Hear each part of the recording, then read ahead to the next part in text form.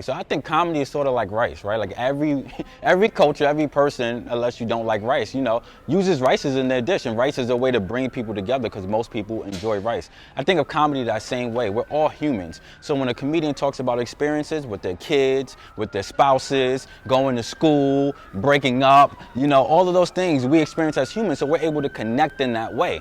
And that's when you get a room full of laughter. It's like, oh, we're all laughing at this because we've all experienced this foolishness that we experience every day in life. As a comedian, or as me personally as a comedian, when I'm on stage, I'm sharing my experience in life. And, my experience is unique.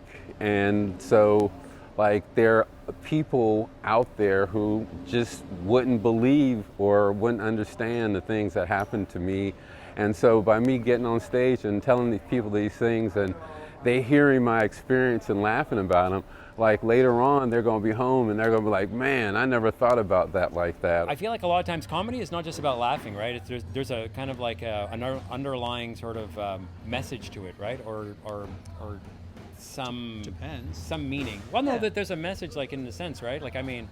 I like Ed's piece about there's an underlying message at the end of the day, right? To how people are relating and kind of how people were when we first started, right? They were cavemen, right? And how kind of dumb we were vis-a-vis how smart we think we are now.